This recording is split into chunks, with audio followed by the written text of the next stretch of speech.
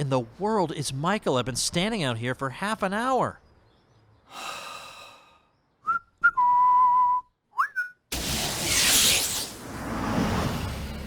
Hey, Tom, look what I won on eBay. Wow, Michael, what is it? It's a DeLorean.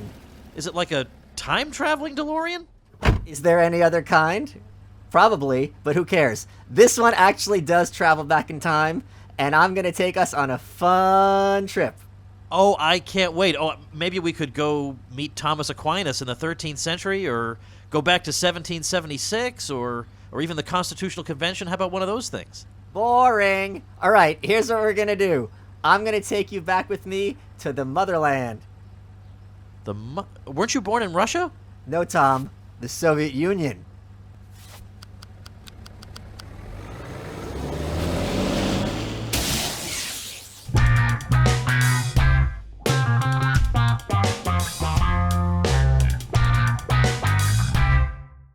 In my experience, in particular, younger people have absolutely no idea about what communism is like, the scale and scope of the atrocities, the unbelievably scarlet crimes. They know nothing about it. Now, in a way, you can hardly blame them, because it's not as if the cultural establishment is going out of its way to inform them about these things. The popular view is that American journalists and intellectuals were, of course, opposed to Soviet communism, and they warned the world about this terrible threat. And some of them did, but many American intellectuals were cheerleaders of the Soviet system, or even openly on the Soviet team. It's almost to the point where it's become hip to be vaguely sympathetic to communism, or joke about it, or just not take it seriously.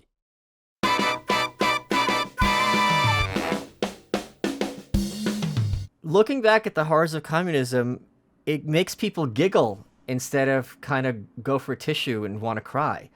You'll see the Che Guevara shirts, but that's just a small part of it. If you talk about people fighting communism back in the day, it's kind of like, oh, this was silly, everyone was hysterical, it wasn't that big a deal. Well, it kind of is a big deal when literally every phone call you make, someone is listening to, and when kids are taught at school to turn their parents into the police. While this was going on overseas in many countries for decades, in full force was the American excuse factory, just brushing aside all the horrors that were taking place and even pretending that things are wonderful. And this was a model for us to follow. The best example of this was a journalist named Lincoln Steffens, who wrote for a publication called McClure's. In 1919, he went to Russia. He came back and he said, "I have been over into the future, and it works."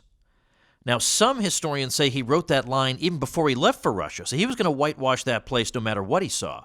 But it wasn't just him. It was a lot of American intellectuals who went over there and told us wonderful stories about how great everything was. So we had Jane Addams, we had Rexford Tugwell, who served under FDR, we had all these books coming forth, like The Challenge of Russia by Sherwood Eddy. Or how about this one, George Counts's The Soviet Challenge to America. Or how about this one, Maxwell Stewart, Where Everyone Has a Job. And in fact, John Dewey, the famous educator, said in the New Republic magazine in 1928 that I have never seen anywhere in the world such a large proportion of happy and intelligently occupied children. Then there's Oswald Garrison Villard, who was editor of The Nation magazine, which still publishes to this day. Despite not speaking Russian, never having met a Russian peasant, he still felt qualified to say in 1929, after more than a decade of one-party rule and concentration camps and systematic censorship, that what we were dealing with in Russia was what he called the social, moral, political, industrial, economic emancipation of a people. My people had a very different approach to dealing with the atrocities of communism. Rather than make excuses for it, sometimes we made jokes. And here's how one of them goes. Khrushchev, who succeeded Stalin, is sitting at his desk. Things are going very badly for Nikita, but he's got a drawer that says, in case of emergency, open me. He opens the drawer, and the first letter from Stalin says, blame everything on me. So he goes out and says everything bad that's happening was Stalin's fault. Things keep getting worse. People don't have food. The factories aren't producing. And across the ocean, the United States has elected a hunk for president. Khrushchev goes back to his desk, pulls open that drawer, reads that second letter, and it says, write 2 letters to your successor.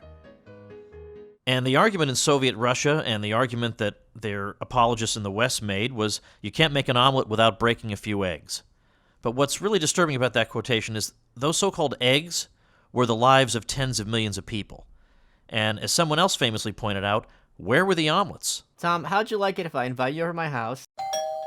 And I said, Tom, I'm going to make you a great, delicious breakfast. It'll be the kind of breakfast no one has ever seen before. It'll be the most stupendous breakfast ever undertaken. It's a whole new level of breakfast, and we're leaving the old ways behind. I can't wait. Okay, so breakfast isn't ready, but when you come for brunch, I'm going to have the best brunch you'll ever see. It'll be stupendous. We're leaving the old ways of making brunch behind, and there's going to be so much food, you won't know what to do with yourself. I'm going to get tired of all this winning.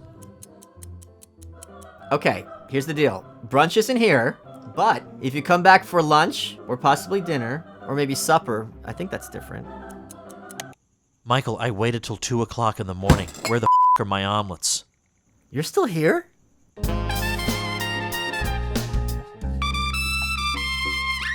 Sure, there were many American intellectuals who thought the Soviet experiment, as they called it, was something worth looking into, something that they thought had promise. That didn't necessarily mean, right, that they were literal communists taking orders from a foreign power dedicated to violently overthrowing the government. Was there really infiltration of communists into the U.S. government? It's fashionable today to say that the very idea was a ridiculous conspiracy. And we associate all this with Joe McCarthy to the point where we call it McCarthyism, the asking of questions about whether or not people are communists, particularly in sensitive positions in the U.S. government.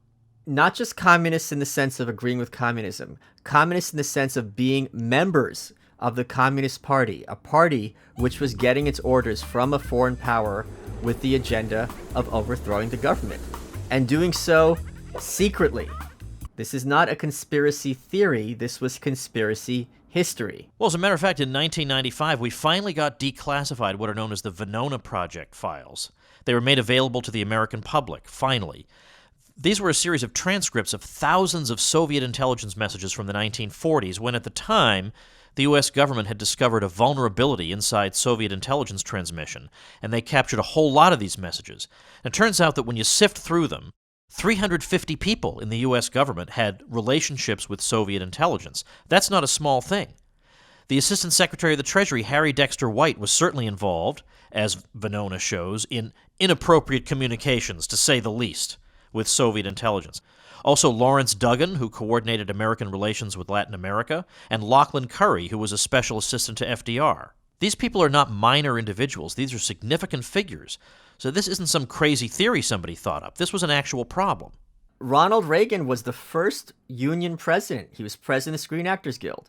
And part of his role was to figure out just how deeply communist agents had invaded Hollywood. And again, by communists, he meant people taking orders directly from a foreign government, not just those who simply had a different political point of view. And this was the actors who were worried about how much communism had taken root among their peers. This is where the expression card-carrying communist came from. They were members of a specific organization. And to this day, the technique used to fight the people who were fighting them was snark and humor. Oh, you're paranoid. No one's taking orders from a foreign power. This is all just a witch hunt. The problem is, there really were witches. And their schemes led to some very bad consequences, including stealing the plans for the deadliest weapon ever seen on Earth, the atom bomb, and handing it over to Stalin, one of the worst dictators the world had ever seen. What ended up happening is many of these former communists flipped and realized, wait a minute, I'm fighting for some really evil people. And they came forward, they outed their former colleagues, and to this day, they're portrayed as evil for pointing out which one of their peers were secretly taking orders from Moscow in order to destroy America. That was the goal. The great celebrated case, of course, involved Alger Hiss, who'd been a U.S. State Department official, and Richard Nixon, who came to be hated after this particular episode, helped get him found guilty of perjury when he claimed that he had not known Whittaker Chambers. Whittaker Chambers had been part of the U.S. Communist Party, and he was one of the people who later flipped when he suddenly examined himself and realized he'd been on the wrong side. What ended up happening is many of these former communists realized, wait a minute, I'm not fighting for any sort of emancipation at all. I'm fighting for the absolute totalitarian oppression of a people and a government that is intent on bringing their revolution to every country in the world. And to this day, investigating communism is regarded as the worst thing that's ever happened in American history. And then you turn on the TV and you hear the Soviet Union, Russia, has influenced our elections in a way that apparently they never have in the past, or only started doing so in 2016.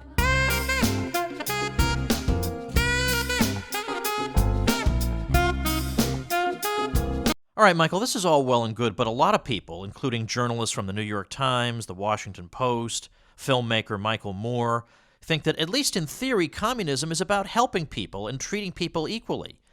That on the one hand, we have the Nazis, whom everybody in his right mind recognizes were evil and genocidal and hyper-nationalistic and focused maniacally on racialist theories, but communism wasn't that way at all, because they just want to bring prosperity and happiness to everyone equally. The thing is, everything works in theory. That's what makes it a theory. What if I told you both of these groups were really bad, and it's perfectly okay to condemn them both? You could still say these are evil ideologies that can never be allowed to take root. So here's the issue. To say it works in theory, you have to make the argument that people like Castro, people like Maduro in Venezuela today, Stalin, they weren't really communists. They didn't really mean what they were doing. They always say real communism has never been tried. Well, let's take a look at what fake communism looked like. Stalin took many different ethnicities from their ancestral homelands, forcibly repopulated them, killing lots of people along the way. This was a mechanism of breaking their spirits and maintaining social control. Toward the end of his life, years after the Holocaust, right before he died, Stalin was ready to unleash another pogrom against the Jews, something that the communists had condemned the Tsar for.